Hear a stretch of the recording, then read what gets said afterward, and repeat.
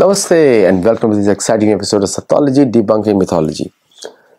बड़ा भयंकर न्यूज़ है कि राहुल गांधी बड़े बिलख रहे हैं, तड़प रहे हैं कि उनको बुलाया नहीं गया। एलओपी एलओपी एलओपी, अरे भाई नहीं भाई, ओनली उन्हीं को बुलाया जाता है जो ऑफिशियल पोजीशंस पे हो और जो सरकार के एम्प्लॉयज हो, सरकार में मिनिस्टर्स हो, उन्हीं को बुलाया जाता है from the government of India. ये प्रोटोकॉल है। ओके, रशियन प्रेसिडेंट या रशियन डेलीगेशन का ये विश होता है कि वो किसी से भी मिल सकते हैं, ये भी प्रोटोकॉल है। इसीलिए अमेरिकन जो फॉरेन मिनिस्टर्स होते हैं या फिर डेलीगेशन से आते हैं, वो किसी से भी मिलते हैं। सारे भारत के दुश्मनों से मिलते हैं अमेरिकन ऑफिशियल्स, जैसे कि राहुल गांधी, जैसे कि प्रियंका गांधी, जैसे कि पूरा गांधी परिवार। इनको नेम करना ही पड़ेगा क्योंकि बेशरम लोग हैं, तो इनको नेम करना ही पड़ता है बार बार। अब मैंने भी सोच लिया कि अब नाम लेकर ही बात करूंगा इन लोगों को, क्योंकि ये पप्पू नहीं है, ये जानबूझ के शत्रु हैं भारत के। ये आधा पाकिस्तान है। आपने देखी होगी, लिया होगा कि किस तरह ये ओपनली भारत के विरुद्ध काम करते हैं। नागालैंड में पेंटेकोस्टल चर्च का 3 लाख लोग आए। इन ट्राइब्स को कब से कन्वर्ट किया जा रहा है to create problems for Hindus. Hindu से ही कन्वर्ट किए गए। क्या मिला उनको? गरीबी मिली। क्या मिला? गरीबी मिली। अब तो कोर्ट का भी आदेश हो गया है कि या तो माइनॉरिटी है या शेड्यूल्ड कास्ट शेड्यूल्ड ट्राइब है। अब वो बेनिफिट्स भी अब एक ही मिलेगा, 2 नहीं मिलेंगे। ठीक है, तो अभी बाकी सबको कन्वर्ट होना पड़ेगा फटाफट। जो राइस बैग के लिए कन्वर्ट हुए थे, अब वापस आ जाओ, हिंदू बन जाओ।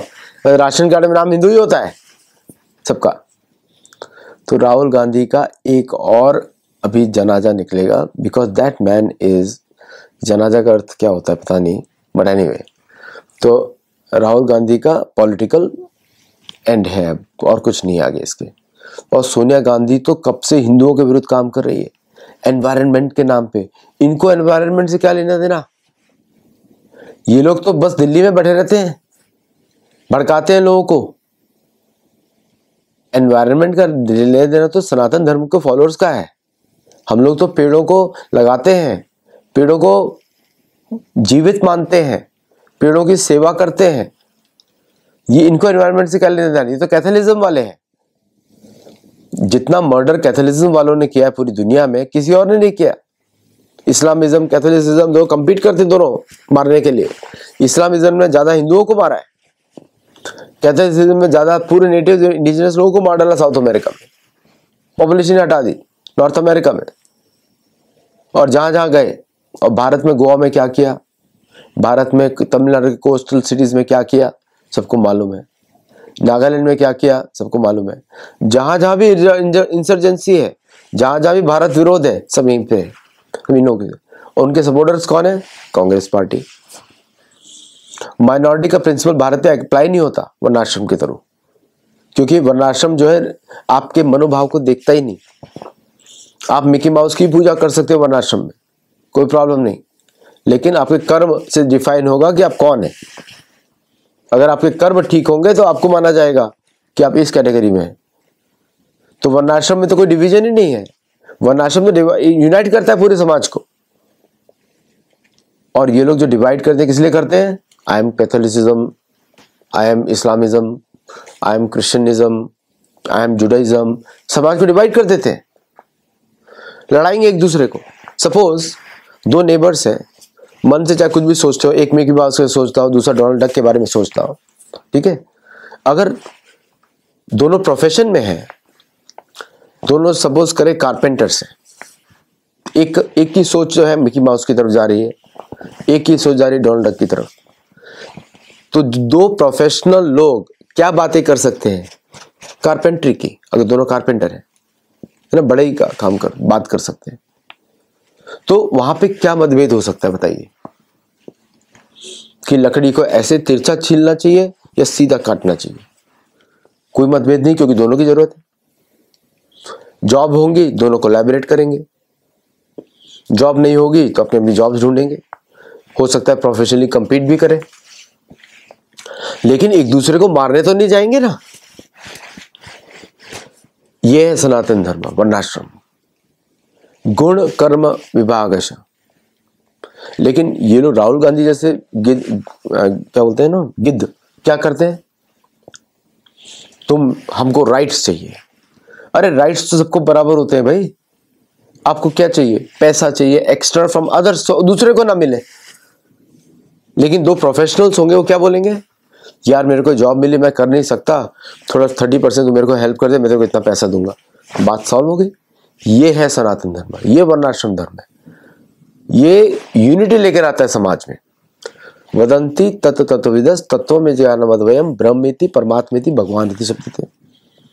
चाहे भगवान परमात्मा और ब्रह्म तीनों एक ही है, एक ही व्यक्ति के वो है। अब इसमें यूनिटी तो आ गई। अगर पॉलिटिक्स इस पे शिफ्ट हो जाए भारत की, तो यूनिटी ही यूनिटी है, चाहे किसी भी प्रांत में चले जाए भारत में। लेकिन जैसे ही घुसेड़ देते हैं Catholicism, Hindu gods are bad, ये बोलते ना कैथोलिसिज्म वाले, राहुल गांधी भी उसको सपोर्ट करता है। Hindu gods are bad, Hindu ये है, हिंदू ये मंदिर क्यों बना दिया, इधर ये चर्च बना सकते, हॉस्पिटल बना सकते थे। अरे मैं पूछता हूं तुमको, इतने सारे बच्चों के माता पिता नहीं है ना, उनको जरूरत है, तुम क्यों अपना बच्चा पैदा करते हो? तुम उनको अडॉप्ट कर लो। नहीं, हमको अपना बच्चा चाहिए। तो फिर क्यों प्रॉब्लम हो रही है राम मंदिर से? राइट, वो भी तो एक मंदिर बनाया है, उसमें क्या प्रॉब्लम हो रही है? सबको बनाना चाहिए मंदिर। पूरी दुनिया, पूरे भारत में राम मंदिर बने, पूरे भारत में हनुमान जी के मंदिर बने, हर गांव में बने, हर घर में बने, क्या प्रॉब्लम हो रही है? तो प्रॉब्लम क्या है? ये डिजीज है, वेस्टर्न डिजीज। वो लेकर आए कैथोलिसिज्म, मतलब we are superior, we are this community. Communal religion है ना, सारे कम्युनल है। वी आर दिस कम्युनिटी, हमको फर्क पड़ा, डर रहे हैं, डर।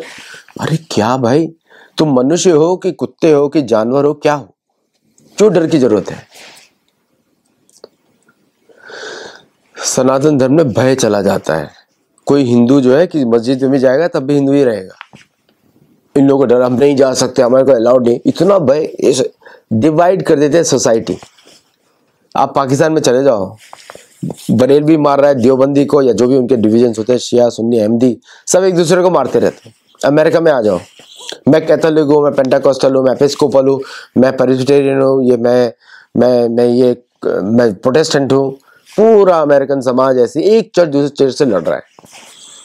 डिवाइड कर देते हैं सोसाइटी, पूरी डिवाइड कर देते हैं। सनातन धर्म एकत्र करता है। आपने सुना रिलीजन बेस्ड लड़ाई इन तीनों से पहले कभी भी हुई हो? नेटिव अमेरिकन में होपी ट्राइब, उनकी लड़ाई होती है जमीन के ऊपर, बट फेथ के ऊपर कोई लड़ाई नहीं है किसी की। तुम मिकी माउस की पूजा करो, तुम जीसस की पूजा करो। ये है सनातन धर्म। सनातन धर्म एकत्रित करता है, ये लोग डिवाइड करते हैं। इनको भारत में बिल्कुल परमिशन नहीं होनी चाहिए। स्पेशली आप बात करेंगे कि तुम्हारे ये फ्रांसिस जेवियर ये करता था ना, आतंकवादी था वो, ये करता था। अरे तुम अपने क्यों पूजा कर रहे हो गणेश की? क्या क्या बातें करते हैं, सॉस मामू। अरे तुम्हारे यहाँ पे आदमी को सूली पे चढ़ाया हुआ है, मुर्दे की पूजा कर रहे हो। पता नहीं वो था भी नहीं था, वो भी पता नहीं किसी को। अमेरिकन रिसर्चर मानते ही नहीं वो आदमी कभी जिंदा था। तो वो मंदिरों, आप बच्चों को पहले करेगा, उसको कन्वर्ट करेगा, चिढ़ सिखा देते, अपने माता पिता से चिढ़ सिखा देते हैं। अरे तुम्हारे माता पिता आइडल वर्शिपर्स हैं, उनको मार डालो, खत्म कर दो उनको, ये सिखाते हैं। फिर अपनी पत्नी को लेकर, अपनी माँ को लेकर आओ, फिर अपनी बहन को लेकर आओ, पूरा परिवार को तहस नहस कर दिया, डिवाइड कर दिया। फिर क्या होता है? रिपोर्ट्स आप देख लीजिए, शोषण ही शोषण। अमेरिका में देखेंगे तो शॉक हो जाएंगे कितना शोषण होता है इन सब रिलीजियस इंस्टीट्यूशंस में, है ना। हिंदुओं पे ब्लेम किया जाता है कॉन्स्टेंटली। ये सब कांग्रेस पार्टी के, सब कांग्रेस पार्टी सपोर्टेड है, सबके सब पॉलिटिकल संरक्षण मिला हुआ है। नहीं तो इनकी जरूरत ही नहीं है भारतीय समाज में। एकत्र समाज है, हर जगह गणेश जी की पूजा हो, हर जगह हनुमान जी की पूजा हो, बाकी इमेजिनरी की पूजा क्यों करना? तो ये चेंजेस है। और ये जो अपोजिशन है, पुतिन के विजिट का हमको मिलने नहीं दिया गया, हमको ये नहीं करने गया। अब तो सारे जॉर्ज सोरोस के कनेक्शंस निकल रहे हैं, राहुल गांधी के साथ, प्रियंका गांधी के साथ, सबके साथ। पता नहीं इलेक्ट कैसे हो जाते हैं। इलेक्शन कमीशन का रिपोर्ट होनी चाहिए। If you are affiliated to foreign organisation, you should not be standing for election in India. ये रिपोर्ट होनी चाहिए। SIR से प्रॉब्लम नहीं, बांग्लादेशी का वोट चाहिए, इनका वोट चाहिए, इनको रोहिंग्या का वोट चाहिए। पूरा जो हिंदू मुस्लिम लड़ाई है, सारी कांग्रेस पार्टी ने क्रिएट करके रखी हुई है। भारत में तो अगर मुसलमानों को इतना ही प्रिय है तो पाकिस्तान चले जाए, भारत का डिवीजन नहीं होगा। चले जाए बांग्लादेश, चले जाए कहीं भी और चले जाए, है ना। भारत में तो सनातन धर्म का देश है, वेदों का देश। आप वेदों को गाली दे रहे हैं, गणेश जी को गाली दे रहे हैं, हनुमान जी को गाली दे रहे हैं, किसी को हम लोग कोई देते हैं? किसी को कभी नहीं देते। हम तो साइंस को बुलाते हैं कि देखो वो बोला मिकी माउस है। So the point is something else. ये जो राहुल गांधी का जो अपोजिशन है, प्रियंका गांधी का अपोजिशन है, टोटली अनफाउंडेड। मिलने नहीं दिया जा रहा। क्या आप मिलकर करोगे? रशियन प्रेसिडेंट सुनने वाले हैं भारत के विरुद्ध? अमेरिकन को सुना सकते हो, अमेरिकन को मजा आ रहा है, हाँ अब डिवाइड कर देंगे, regime changing operation, prime minister in waiting. अरे वो लॉजिक नहीं है, रीजनिंग नहीं है उस आदमी के पास, सनकी है, उसको प्रधानमंत्री की बात करोगे? भारत के भाग्य इतने थोड़ी फूटे हुए हैं। सोचने के विषय है सारे। तो ये समय बदल रहा है और हम लोग को बड़ा सजग रहना पड़ेगा, क्योंकि रिजीम चेंजिंग ऑपरेशन जो है अमेरिका के सारे हिंदुओं के विरुद्ध है। हिंदुओं के पास पावर ना रहे, हिंदुओं के पास पावर है। 2014 से पहले मुसलमानों ने ही राज किया भारत में। एक छोटा सा इंसिडेंट आया था अटल बिहारी वाजपेयी का, उन्होंने भी कुछ इतना नहीं किया। 2014 के बाद ही हिंदुओं का शासन आया है भारत में। और देखिए ग्रोथ, देखिए उसके बाद Muslim rate of growth means backward. वो भी गेटो में रहते हैं, दुनिया को भी गेटो में डालते हैं, और उनके लीडर उनको गरीब रखते हैं। देखा है आपने? कोई ईरान को देखा? कोई रिच कंट्री है? गरीबी गरीबी पूरे ईरान में। पाकिस्तान का हालत देख लीजिए, बांग्लादेश का हालत देख लीजिए, लुंगियों में लोग घूमते रहते हैं। भारत को भी वैसा बना देंगे ये लोग। इनको वही अच्छा लगता है। फिर दुनिया बोलते हैं हमको गरीब रखा गया। गरीब आपको नहीं रखा गया, आप अपने आप को गरीब रखते हो। और जब थोड़ा सा पैसा आता है फिर वापस उसी को बढ़ाते हो। वापस वो हिंदुओं के ऊपर ही गाली, हिंदुओं से पैसा लेके हिंदुओं के ऊपर गाली। कांग्रेस पार्टी तो बहुत जरूरी है being educated from our point of view. तो राहुल गांधी को मिलने नहीं दिया पुतिन से, तो बड़ा अच्छा काम किया। प्रोटोकॉल भी है और साथ में उस व्यक्ति को किसी से मिलने नहीं देना चाहिए। It's a shame on Bharat. चलिए आज के लिए इतना ही। और जो नागालैंड में बड़े बड़े चर्चेस बने हुए हैं, डिविजन्स क्रिएट होते जा रहे हैं, उस पर ध्यान रखना जरूरी है। नागालैंड, आंध्र प्रदेश, 12,000 मस्जिदें, 12,000 churches in Tamil Nadu, Andhra Pradesh, is too much. जो उन्होंने गरीबी फैलाई, इसी से फैलाते हैं गरीबी। अगर आप इसको इग्नोर नहीं कर रहे हैं तो वे बढ़ता जाएगा डिजीज। ये सारे एंटी हिंदू बातें कर रहे हैं, सबके सब। आप ये सरमन जाके सुनिए, डेविल वर्शिपर। अगर हम डेविल वर्शिपर हैं, तुम तो मुर्दा वर्शिपर हो। I am hearing so many things from India कि वो हर तरह इतना गाली हिंदुओं को, इतना तो अमेरिका में भी नहीं दिया जाता। अमेरिका में अलग है, इनका कैथोलिसिज्म में आप जाएंगे तो सुनाएंगे वहां पे आपको।